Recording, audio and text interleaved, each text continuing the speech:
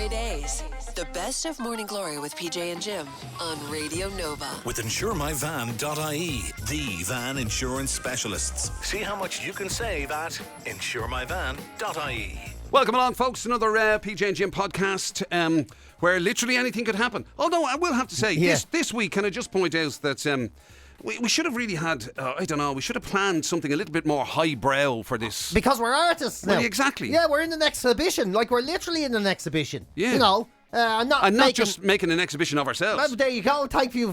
For once, it's not just, look at these Egypts. Well, actually, it kind of is. Well, yeah, actually, that is true. We did have great crack, though. I mean, we went in, we did this art thing.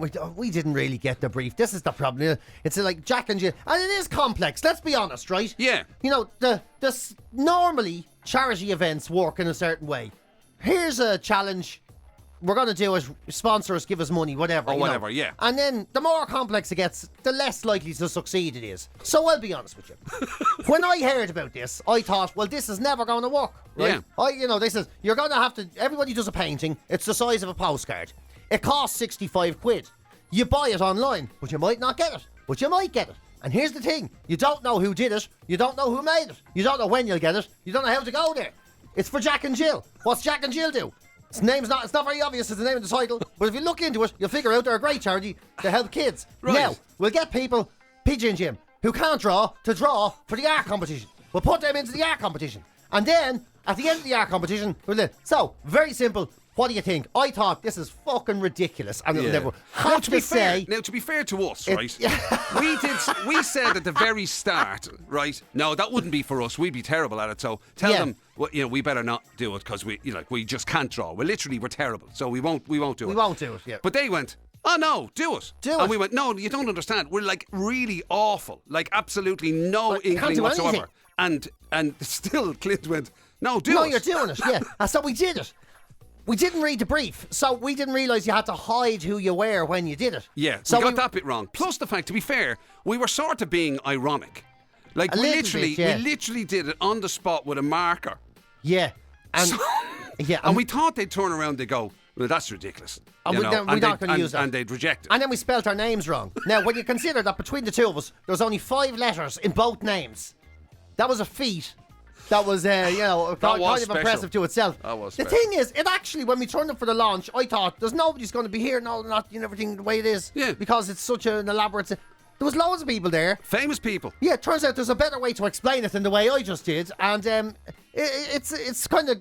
It's been going for years and it's been very successful. That's and it's the thing. And very famous people, like Bruce Springsteen has done this in the past. Jerry Hall's doing the current one. There's loads of really big names that have done this, right? Bruce Springsteen just won't fuck off. I'm so sick of him. Like, it's unbelievable. Anyway. Yeah. So the thing about it is, right, very prestigious and all this sort of stuff, which is all the more reason we shouldn't be involved. We shouldn't be involved. We don't deserve to be there. And the thing about it is, right, so you have all these people and you say, oh, well, look, not everybody could be great. Surely not everybody... Yeah, I grant you that. Not everybody is fantastic.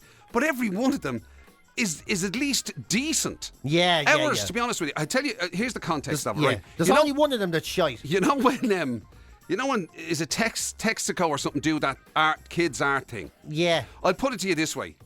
Erwin wouldn't even win in that. I don't care what the age category was. If Erwin was submitted by any kid of any age, they would lose. Yeah. If a kid with no arms did this, it'd be like... He'd still say... Somebody would still say, could have done better. He just didn't want to do it. Exactly. Wasn't willing to play the game. He was taking the mickey. But it's there, and it was gas being in the art gallery because, no matter what you think an art gallery is, it is that, Yeah. We turned up on the...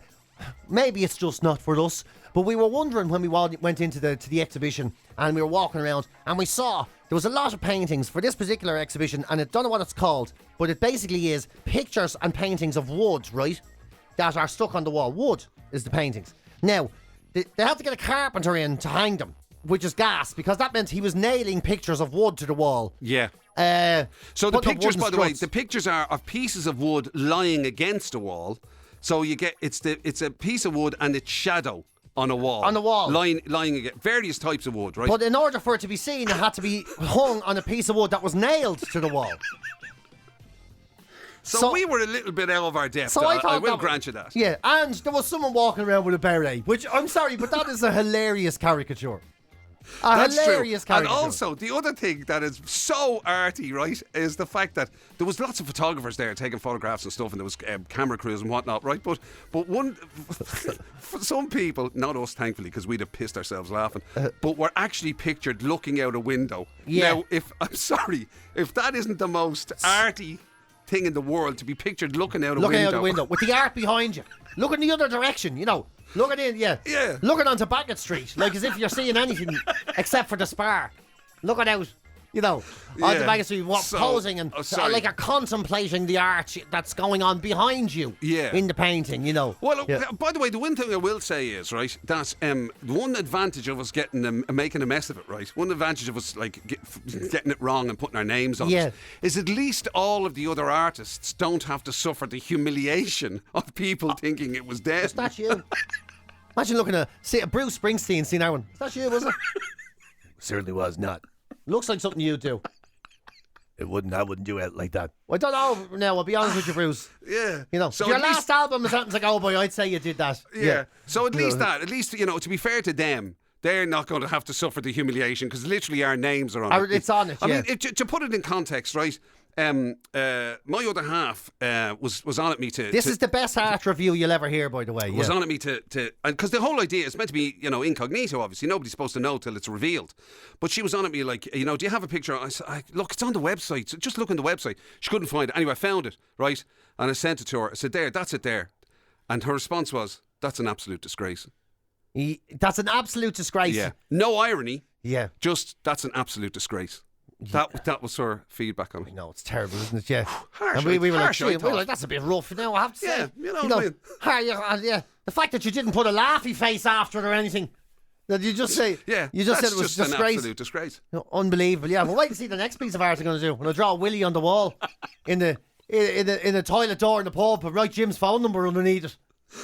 Yeah. So, I mean, okay, to be fair, you used to see that that years is an ago. accurate description of it. But that's not the point. It's for charity, and I'd like to think it was ironic. I'd like to think that.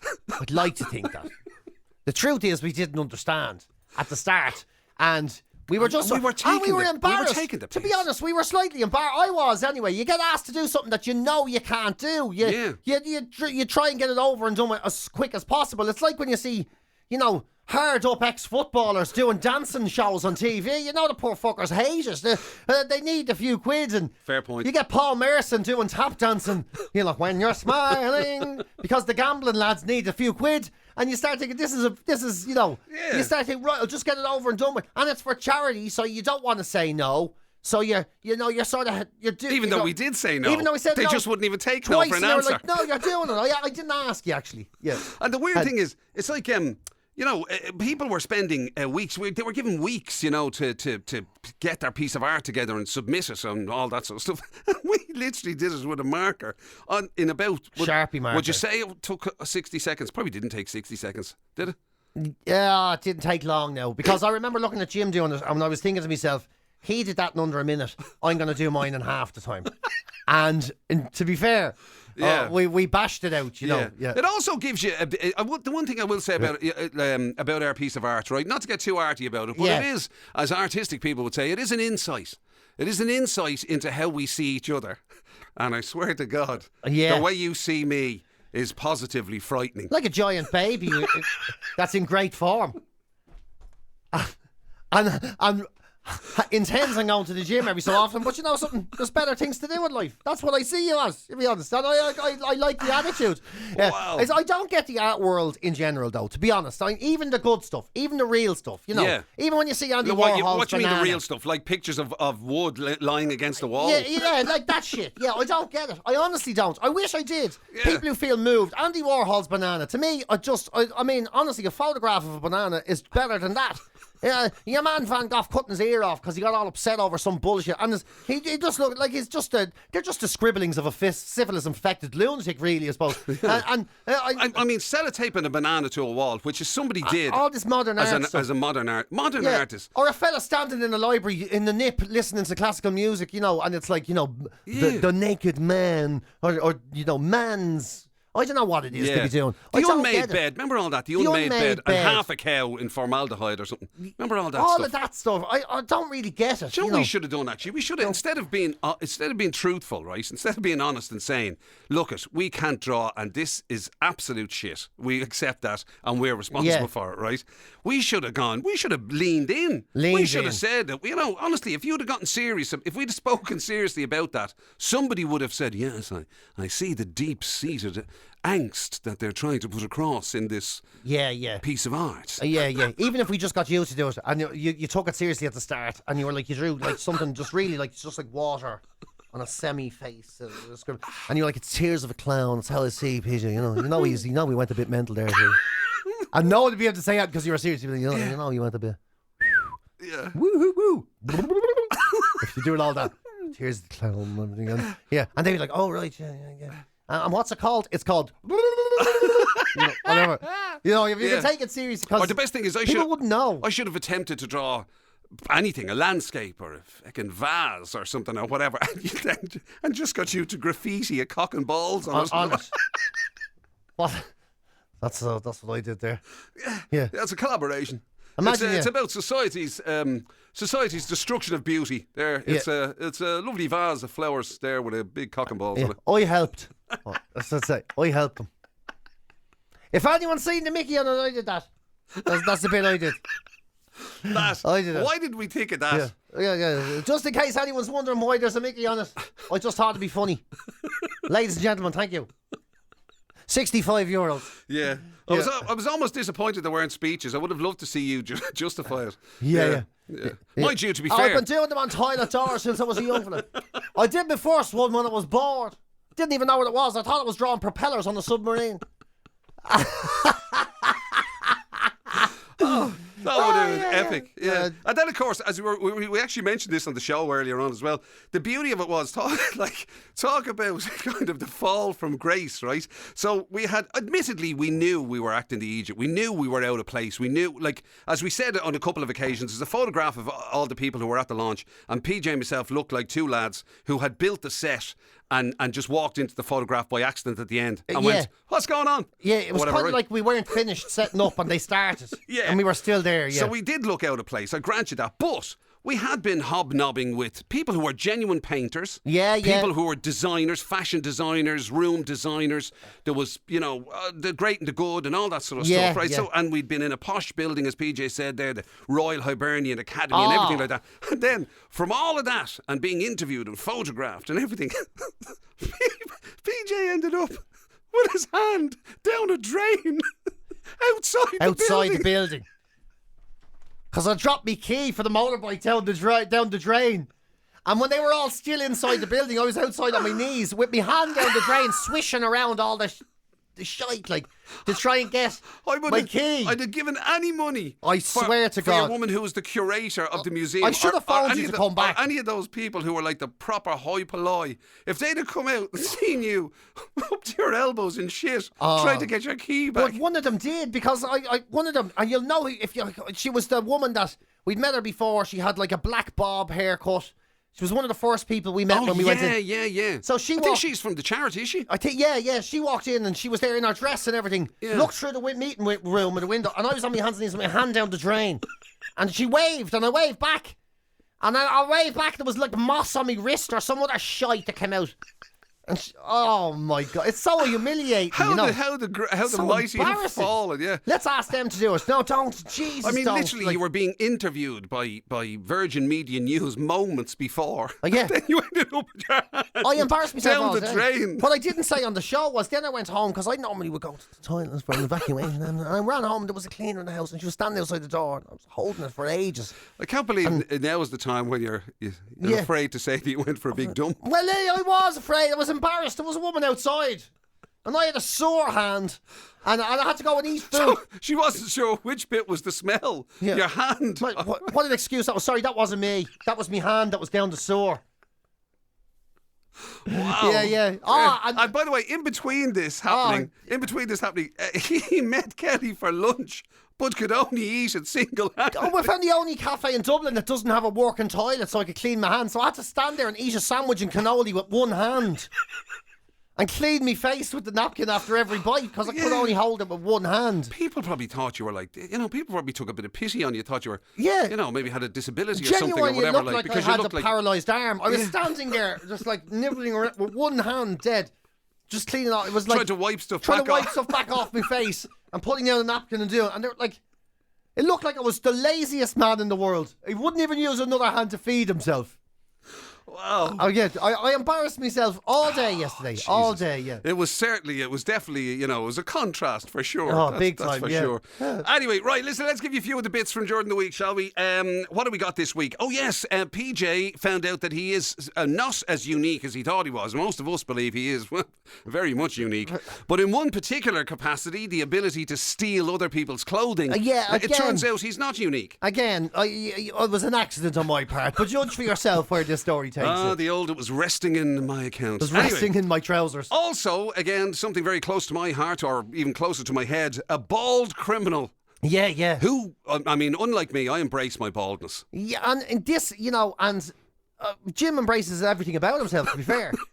And if he's going to give anyone a I'm hard not sure how to take that. Yeah, you make that sound like it's something dirty. Yeah, you embrace. I've gone home to embrace myself.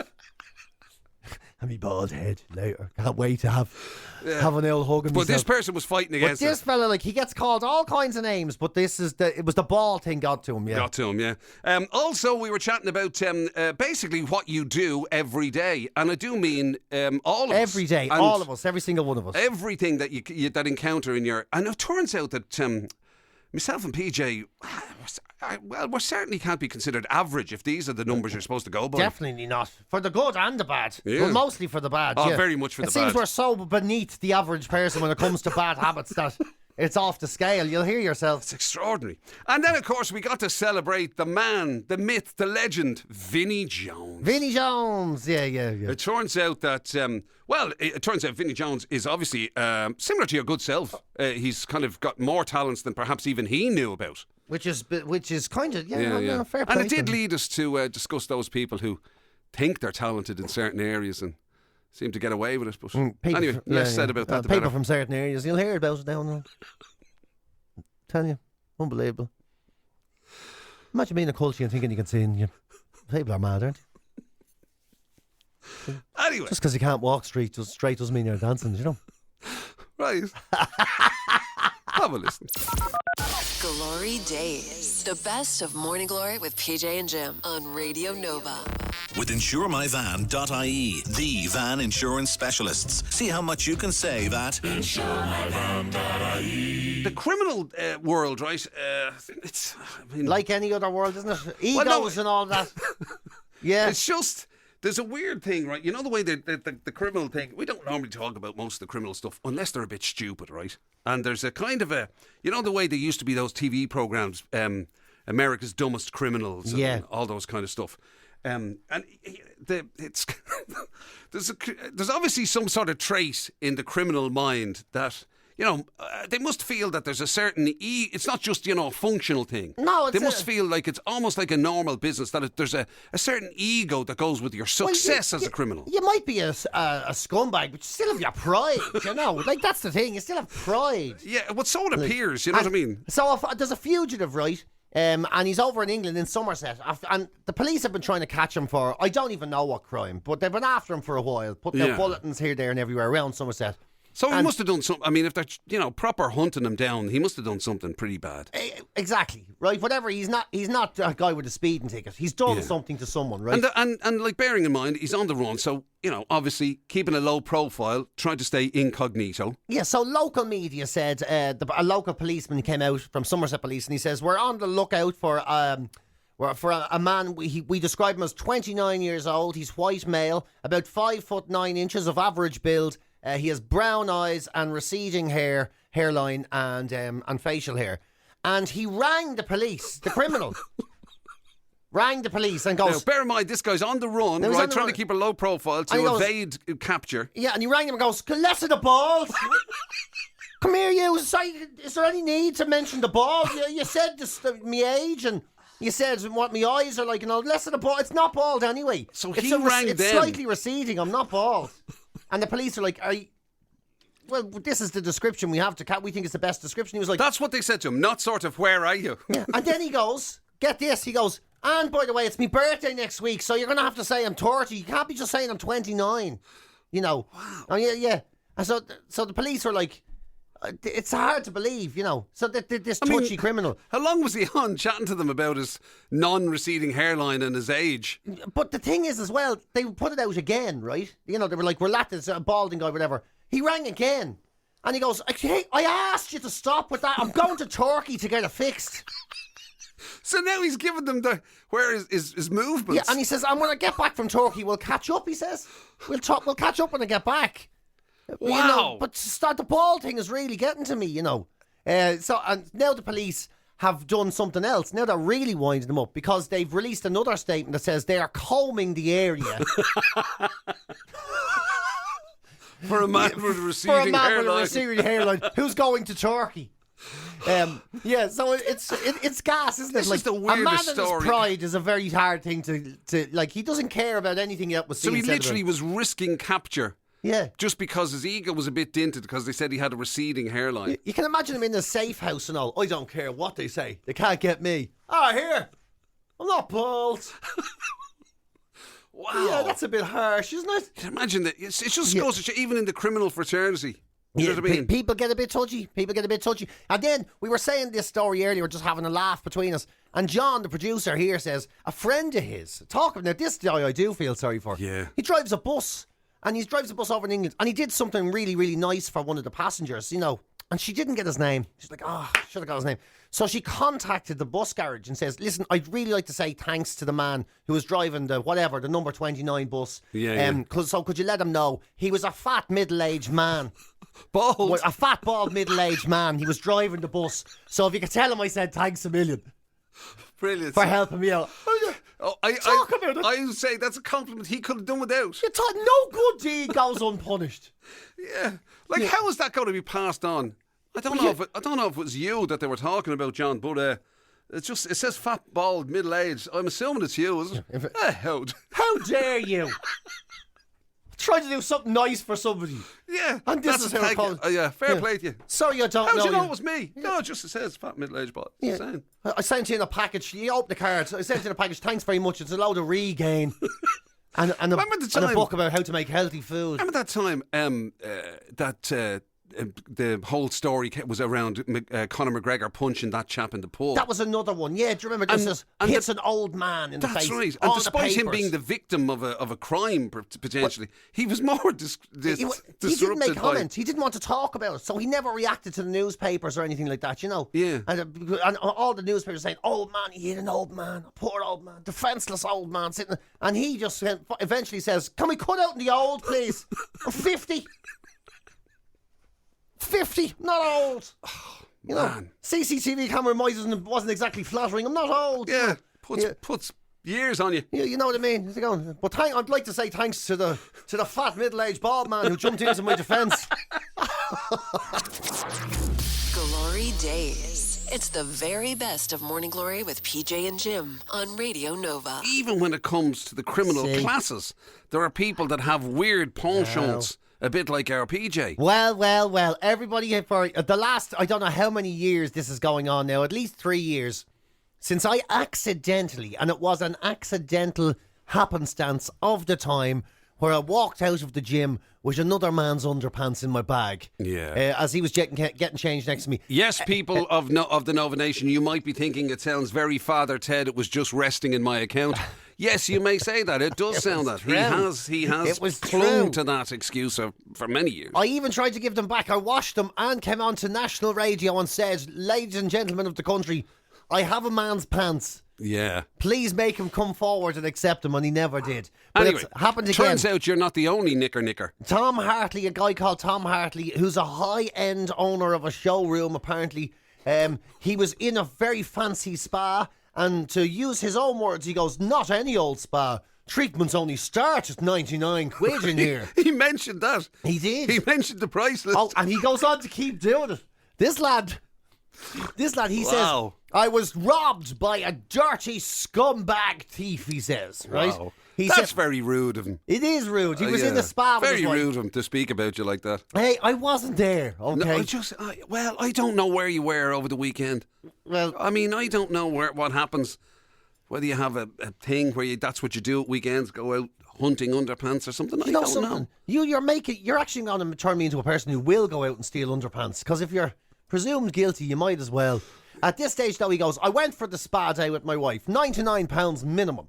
I went to my locker, put everything into the locker, all my valuables, and when I came back, I've no clothes because of the dirty scumbag thief. He took my Hermes belt, my Zegna trainers, which I would value at 850 quid. He goes, they took my trousers. I'm actually kind of nearly leaning on the thief's side at this stage, the way this lad's going on. But anyway, and then he says, so his Zegna belt or Zegna trainers, his Zegna trainers, his trousers, his Hermes belt, and he says, and they even stole my monogrammed underpants. Wow. Monogrammed underpants. And he points out they're no use to anybody else, obviously, because their initials won't match. I mean, so they're... Well, unless the thief had TH as their initials as well. Like, wouldn't be that difficult, really, would it? Oh, that's great. That suit me great. Everyone calls me the hairy fella. So. Yeah, so that's so his monogrammed underpants. Who has monogrammed underpants? I guess somebody who always tells you the price of everything as they're trying to tell you a story. And the brand. That's the person. You know, you can turn around and you can say, somebody stole my belt. You don't have to turn around and say, somebody stole my Hermes belt. Yeah. And somebody stole my 850 quid shoes. Yeah. It's like there was a lad I used to work with years ago, and he said that he started to hang around with this kind of group of people, right? Because we were working off Grafton Street, we were working one of the menswear shops, right? And he started hanging around with these guys, and they were from the sort of Brown Thomas end or whatever. Yeah. And apparently your man used to say, to to his missus or whatever, have you seen my Ralph Lauren shirt? Oh yeah, you couldn't say not the blue one. Yeah. You know, is it not with your Tom Ford one? No, what, you know what I mean? Yeah. It couldn't be just the blue one, the pink one, the white one. Oh yeah, I hung it with your Louis Copeland suit in case you wanted to wear it to the event. You know, Like you could say somebody's had a robbing me belt. Yeah, you know me striped shorts, you know. Yeah. And she'd be like, is that the pink one? No, you daft silly cow, that's my calamari. Calamari's a fish, but you know what I mean. It's a different Have you thing. seen my calamari? Sorry, what? Yeah. And do you remember we worked with a fella as well, and he used to do this thing. So you could say anything, and he'd start recommending you stuff. He'd go, "Oh, you should talk." You know, I'm my accountant, my solicitor. Oh, but he always went right. one step further. I was talking to my fishmonger the other day, and I was asking him, "What's the best way to do a haddock?" And I go, "Your fishmonger?" "Yes, my fishmonger." That's right. Who's that? And they just say the fish shop on the call. He's not your fishmonger. Yeah. I was here with my florist, and I was asking my florist there, what the best type of daisies are to send to a dead man's funeral. And he said that, and you were like, your florist? He'd be, yes, absolutely, my florist, yeah. And my tailor, what's your tailor? What are they called? Arnott's. That's not your tailor. That's a shop. That's a shop that anyone can go into. I know exactly who you're talking about. You know, but anyway, listen, we're getting away from the fact that that you are not as unique as you thought you were. There are other people out there who steal underpants. And do you know something? Maybe this was a huge accident as well. Maybe when they find the thief, they'll say to him, "What were you doing?" And he goes, "I'm so sorry. I can't believe I stole those clothes. I should have known that my Ralph Lauren €900 belt wouldn't be as scruffy as a Hermes belt." GloryDaze, the best of Morning Glory with PJ and Jim on Radio Nova. With InsureMyVan.ie, the van insurance specialists. See how much you can save at InsureMyVan.ie. Are you watching this thing, The Gentleman, the Guy Ritchie thing? I am watching. It's good fun. It's brilliant. I've one more episode to go. It's good I think fun. it's fantastic. And do you know something, right? Much maligned as he is, do you know who plays a really good part in it? I know who you're going to say, yeah. Who am I going to say? Vinnie Jones. I am going to say that. Well done, you. Yeah. Vinnie Jones. I've seen him in loads of things and thought, oh my God. But in fairness, in this, he's great. I think he's actually really good in it. He's great. They really play. Guy Ritchie knows how to play to his strengths, you know, and they do play to his strengths in this. He's about to do a musical though, and I think that's probably playing to his weaknesses. A musical? Yeah, Only Fools and Horses, the musical, is about to hit the West End, and they want Vinnie Jones to play the part of a gangster called Danny Driscoll. at least it's a gangster. Yeah, I know, but he still has to sing. I thought you were going to say he was going to play Del Boy or something. I was going to think, no. well, that's never going to work. I know, yeah, no, Japers. What's the song again? It doesn't matter. Put a pony in, or whatever it is. No income tax, no Yeah. VAT. Oh, sorry. Well, of that's it, course, yeah. that'll definitely be in it. But I just can't see Vinnie Jones. His accent is so strong. I can't see him. I mean, maybe that's why I want him. But it'll be like gangster Mary thing, I'd Poppins, guess. like, you know. Can he sing though? No, that's what I'm saying. It'll be like Mary Poppins. It'll be like, you know, chim chim-a-day, chim chim-a-day, chim chim chim. It'll be all like that, won't it? I assume he's going to do a Kojak on it and just talk his way through it. Like, you know. I'm not... Like, I don't know, only filter nurses and we're here with Dylan Rodney, up and down, and, you know, it'll be all that, won't it? It'll be all that, won't it? Because he's no way he can do a different accent to the one he has. Yeah. Like, I mean, a musical. And a I'm stage musical. I don't know about that. And I'm all for regional accents being in everything. But I think maybe a musical, it'll just sound a bit... I mean, they're going for comedy, but... I mean, could you cast even Dublin people in a musical? You know... Absolutely. Like, to a certain degree, you know what I mean? Obviously, right now, I mean, the commitments, that's effectively music. That's true. I guess I'm thinking of the classics, and you're right. I shouldn't be thinking the of the classics. classics. As in... Well, like Les Miserables or something, you know. Or Don't Cry For Me, Argentina! Right, you know, I know that what kind you're of saying. way. Yeah. You know what I mean? Yeah, fair point, actually. You know the way some singers do that, like, you know, what do you want to make those eyes that me fall? You know, it sounds great. Yeah. But, well, and if you maybe not the way I slagged do. off regional accents, obviously people will give you a very hard time. You know, you've got to be inclusive on everything. But I know what you're saying. Like, you know, would it have the same impact if it was kind of moonlight, nor the sounds from the pavement? I know. Do you know what I mean? A lad from Dundalk singing "Send in the Clowns." Send in the clowns. Where are the clowns? There ought to be clowns. There does be clowns around the town. You know, you'd It's be a fair kind point. of, It is a wondering, fair right? point. You're right. Yeah, There's a level of neutrality that you get to that everybody is sort of included amongst it. if Somebody you know says what I mean. Vinny can sing. Really? He did well on Celebrity X Factor. I there don't you ever go. remember seeing that. I don't remember that either. No, I definitely don't. You know. Yeah. And there's some accents lend themselves to be sung, and some accents that sort of, you know. And the other thing about it is, there is an element of stay in your lane. You know what I mean? Now, he's already moved out of his lane. He went from being a footballer to being an actor. And all because that, it does He's seem done to very appear well. that, like, everybody seems to think they can act. It That's seems to be it, one of those isn't it? things everybody assumes you just do. just behave or whatever. It's just, easy, yeah. Yeah, people think acting's kind of easy. Yeah, learn You your know, lines and avoid the furniture. Simple. Exactly. You know, I mean, like, you're an actor. So, as I say, everybody thinks they can do it. It's like those people, you know, those people who suddenly end up on radio. Oh, those You people. know, those people, they were singers or they were in other professions. Just because they were on a stage once, they think they can just come on radio and that, you know, it'll just, you know, that there's nothing to it. I you know know those what you're people. talking- people like Nicky Bourne and all. Is that what you mean? Is it? Well, sort of. Yeah. Well, kind People of. like who had one career in Yeah, entertainment. they were off doing whatever they were doing on their stage, and then they just land on radio, and I the rest hate of us that. have to work around them. And I all hate that. And they always have to put them with someone who's actually good on the radio to that. carry them. It puts a lot of pressure on people. And you're It like, really who do you think you are? You don't even know what you're doing. You're there with an expert, you know. You hate those people as well, Oh, do you? I can't handle people like that. You just think they can do everything. It's like this weird entitlement. You're no good at this. You're just hanging around with someone who is good at this. Why are you getting the job? It's like all you have is a name. It's not even a good name. Like, it just, Most people I know don't even like you, and there you are on the radio every day talking to a fella who's actually worked hard to get that spot. Drives me mad. wouldn't it just? Glory Days. The best of Morning Glory with PJ and Jim on Radio Nova. With InsureMyVan.ie, the van insurance specialists. See how much you can save at So, what are you going to do today? Well, funnily enough, we can actually tell you. We can tell you what's the average person out there going to do today. What does the average person do every single day? And don't just think of any one thing. You know, millions of things. How many times do you smile? How often do you stare at the screen? You know, how long did you sleep? How much coffee do you drink? The averages for all these things, Right. they've surveyed them. Wired magazine, you know, so probably not the most trustable source in the whole world. But Can I just point out as well that I had a quick scan, okay, Yeah. before you started talking about this. I don't see myself in this at all. We're obviously far from average.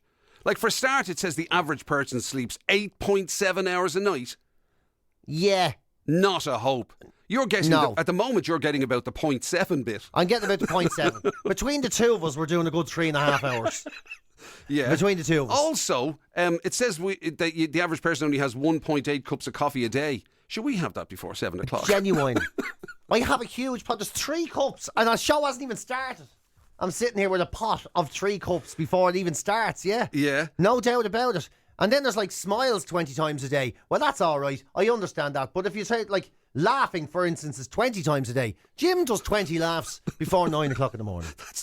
That's 20 laughs before 9 o'clock in the morning. That's a per hourly rate for me in the mornings. 20 laughs an hour. It is like that's an average speed. Yeah. So if any of these things are actually registering with anyone, let us know. Hang on a second. Fall asleep in 7 minutes. I can do that. No problem. Yeah. Oh yeah, I do that. Yeah, maybe 5. Are you serious? No problem. Lie down, lights out. It's like turning off. Remember those dolls back in the 80s that when you laid them down, their eyes closed, and you stood them up, their eyes open? That's what I'm like. That's you, is it? Yeah, that's like. Oh man, I'd love that. Tiny tears. That'd be incredible. Yeah. And also, but the other part as well that I'm sure other people would like to point out very strongly is the bit that says works 8 hours a day. Yeah. Well, there you go. I mean, between us we do. Between us we do. Well, Jim does between us. Even though he's here only 4 hours, he still manages to get 8 hours work done. Yeah. And I've also spotted one which, unfortunately for you, is a million miles off the mark. What's that one now? The one about peas between 4 to 7 times a day. Again, much like the coffee, I have it done by 10. 10. By lunchtime, I'm into double numbers. Yeah. Every day. And there's no doubt about that. Yeah. By lunchtime. Once I hit 40, I was into double numbers. And I am an average 40-year-old. I'll tell you that's the truth, you know. Yeah. Yeah. You're definitely the higher end of that, to say the least. Yeah. If not beyond it. Honestly, at this point, I've looked into how you can do it on the go. I've thought about, you know. The attachment to the leg and all. I mean, I'm the only person that changes their baby's nappies and says, I'd love a pair of them. That really helped me. Sadly, the other one that we seem to fall down on is consume 2,195 calories. Again, breakfast done. Yeah, over before 7 o'clock. We just had pizza sandwiches for breakfast. So, wow. Yeah. We're not even close There's to average. days you and me have sat here, had a pizza sandwich each and an Easter egg. Yeah. Walked out the door and says, right, what are we having for lunch? That's probably not normal behaviour. Not normal. And what are you doing later? Well, what do you think I'm going to do? I'm going to get me dinner. Have a couple of jars. That's when you're in work. I know, yeah. We haven't then you go for your lunch. And haven't got home. Haven't got home. And then I love the average person spends 17 minutes exercising. I mean, between the two of us, if you count the two of us going up and down the stairs, it doesn't add up to 30 seconds. Yeah, most of that is done with you walking to the Jackson back. Yeah, that's my 10,000 steps a day. Oh man! Yeah, it's all over the place. I don't think this is very accurate at all. We are so far off the average. They spend 40 minutes, 40, 51. So like they spend about 2 hours on social media. I mean, you're miles ahead of that. Pick your nose 4 times, you joke. And if I could get a permanent structure put in there, I'd be wiggling away inside that thing for months at end. GloryDaze. It's the very best of Morning Glory with PJ and Jim on Radio Nova. There we go. Some of the bits from during the week on the show. It's sad to think that we're still weeks away from another bank holiday. I know, isn't it mad? Isn't it? We had 2 in very quick succession, and it kind of spoiled us because you come to a normal weekend and you're like, for Jesus' sake, this is shite. Yeah. 5 days. Oh my God. Yeah, and we've 2. At least we get 2 in a sort of quick succession. Then again, we get May. And we get to June. Yeah. So, it's not a huge gap. Yeah. And then our holidays are coming up soon. And our holidays, we're going away. Yeah. Well, I'm going away. Yeah, I'm going away as well. Oh, just not with you. Oh, yeah, rude, but yeah, grand. Yeah, rude. Well, it's just I suspect that your other half and your kids and your extended family might object. I'll be honest with you, I'd rather go with you. That's the truth. That's the truth now. That's the truth. Wow. Yeah. There'll be less work, You're as badly motivated as I want to be on holidays. Yeah. So yeah, I'll be honest with you now. Not to mention the fact you'd end up sending me for everything you wanted. It's not yet. Come here, Jim. I'm absolutely parched. You wouldn't just nip in there and get. Are you going in anyway? It'll be all that. Are you going in there? Oh, you wouldn't get us while you're at it. Yeah, you'd be like your dad when it came to a cup of tea. Is anybody making a cup of tea, or is anybody else thinking about a cup of tea at all? He didn't even do it. He just sat down and went, I'll make me own fucking tea, will I? I'll make it. and walked out. You're like, you didn't ask. You didn't ask. We do that, do you want a cheese or a ham sandwich? Handful. Handful. Few of each. Get me through the day, Brilliant. Get me through the day, yeah. Anyway, so at least you have that to look forward to. Yeah. Or in your case, well, you I don't. You have to look forward to. That'll do for me. Well, it's not that I don't love the family It's just I'd rather be on holiday with you. That's all I'm saying. Yeah. That'll go down well when this podcast goes out. She listens to fuck all that I do. You've been listening to Glory Days, the best of Radio Nova's Morning Glory with PJ and Jim. Catch the show live weekdays 6 to 10 on FM, online at nova.ie, or on the Nova app.